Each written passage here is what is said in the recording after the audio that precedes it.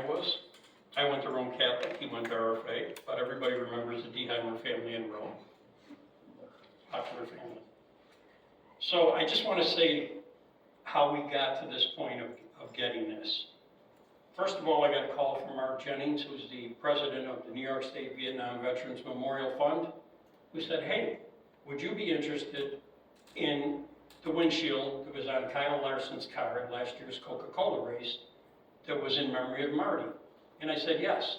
So he puts me in touch with Joe Macidio, who I just met today in person because we emailed back and forth. Joe's daughter works for Hendricks Motorsports, which the Larson car number 5 is out of their stable. So the long and the short of it is, Joe got a hold of his daughter, and we ended up getting the windshield shipped to my house. And I decided at that point, because I've known Debbie for many, many years, I said, you know what, we need to have a little ceremony to honor Marty and this artifact that will be on permanent display at the Hall of Fame. I explained to Deb that once we're done with this, the windshield will be placed above that cabinet. We'll take the Richie Evans picture and the 2 plaques down and put it up there because this is in the condition it came out of the race car. It has not been cleaned.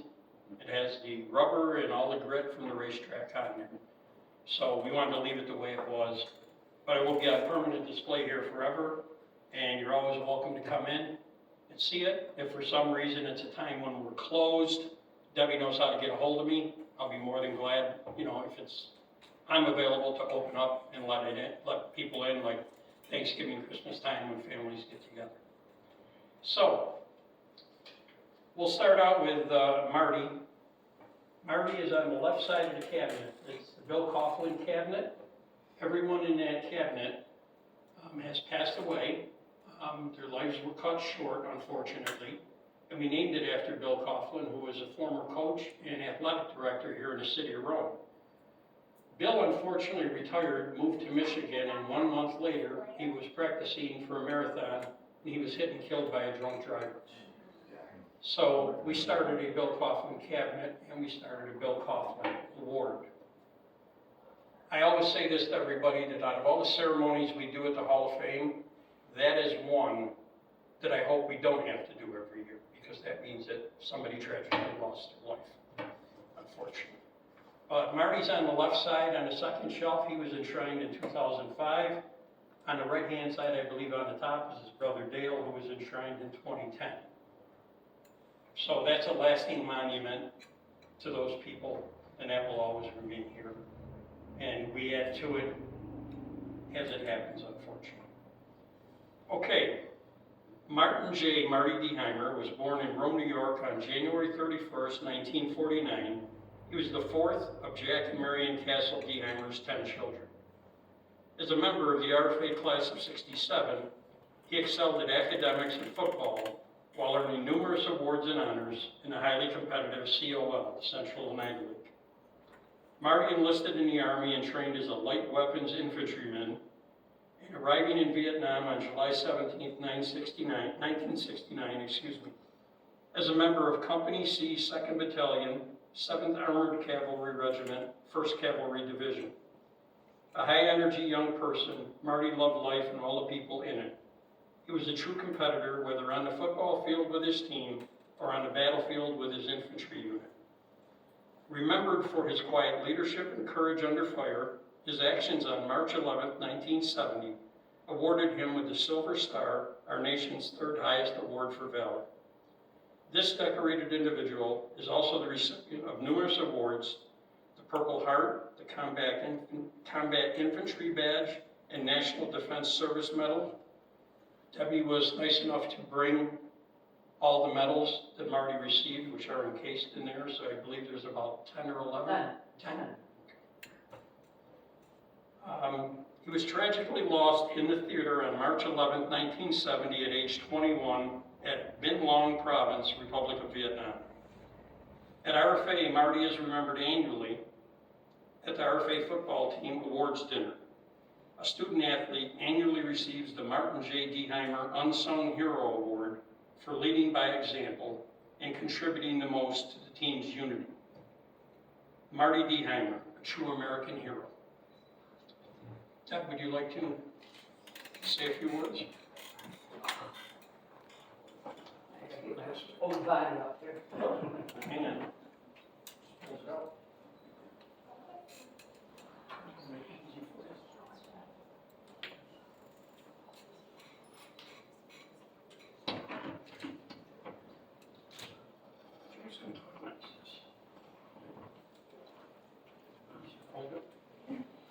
I'd just like to say thank you to the hall, and thanks for all my friends and family coming. Marty would be very, very happy. And I'm going to turn this over to Joe because he can explain all this that went on, because he was a big part. Thank you, Joe. Thanks.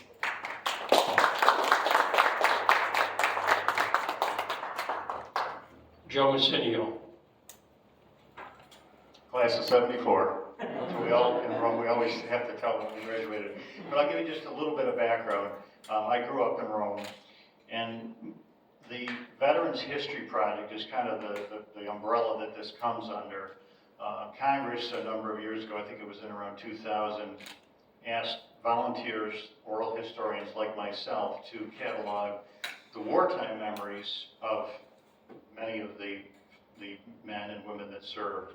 So we started in 2015 and have interviewed about 60 World War II veterans from here, from Syracuse, as far as Wyoming. And then, of course, that era is over. But a few years ago, the Library of Congress kind of modified the program and said they would like to have what's called the Voices of the Gold Star Families. So for a few years, I was attempting to find a Gold Star family that would be willing to participate. And really, it's a difficult thing for a family to share, to recall a brother or a sister that may have passed away in the service of their country. But the Dehimer family was very generous, and you know, we do it to honor and remember the wartime veterans, but especially the fallen. And Marty is one of 12, I believe it is, Romans who died in Vietnam, and one of something like 58,000 who died in Vietnam directly.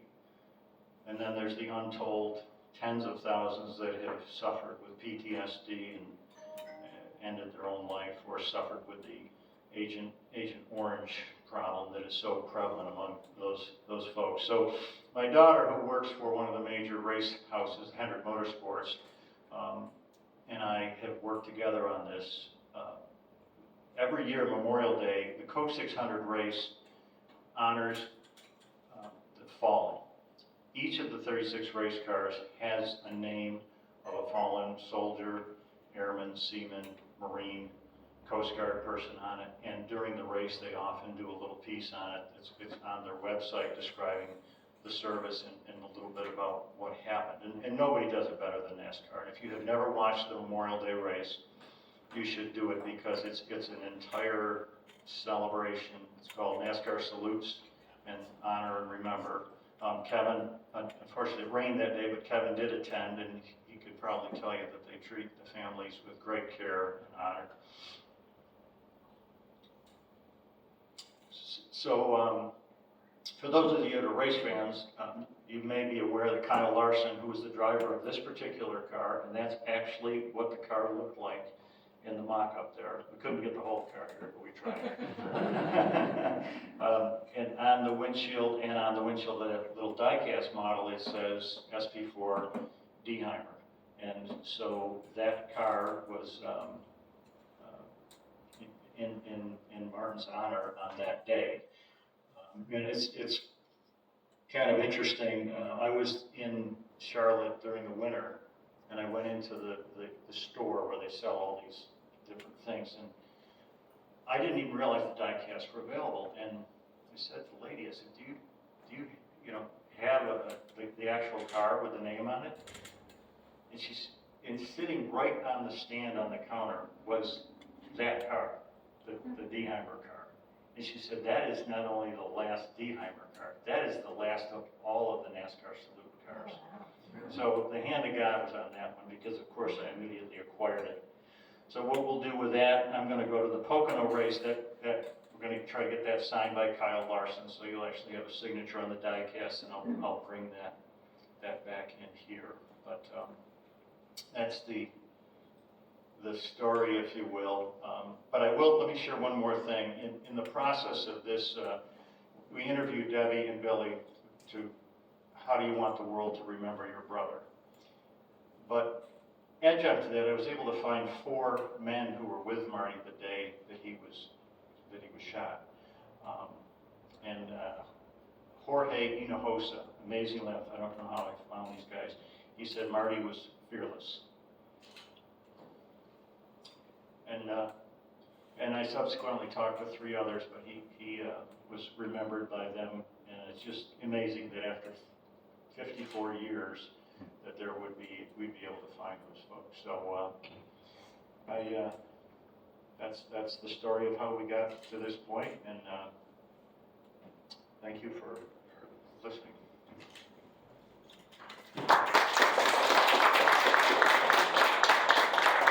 Thank you, Joe. One person I forgot to introduce to you, gentleman with the veterans hat on, is Mark Jennings. He is the president of the New York State Vietnam Veterans Memorial Fund. And if you haven't seen what they've done up at Griffiths Park, you need to go up there. It is simply amazing for what they've done for the veterans. I'm also in awe every time I go by there. That was my generation during that time. I never had the honor to serve. I should have been drafted, but they ended the draft before my number got called, and I would have gone to defend my country. But I know pretty much all the 12 from Rome who gave their lives for our freedom. So we're happy to be here today to honor Marty. Deb, do you want you and another family member to take that off? You want to go? Well, there'll be unveiling. Take the fucker here on the bottom, and you're gonna look towards me. So here's the moment we've all been waiting for. As you can see, this came out of the card right after the race. You can still see the grit and everything on there. You know, Marty's name was prominent, and I believe they had peel-off plastics on the windshields there. They don't clean them anymore. I believe that's what that one is, but I'm afraid to touch it because I don't want to do anything to it. But again, it's going to be on permanent display forever here. We come in again, it'll be up there. Mike Colangelo has graciously volunteered to help me put it up there because we want it out of the way where nobody's going to touch it and do anything. And by the way, it's plexiglass, not glass. And Joe, if I remember, he was pretty darn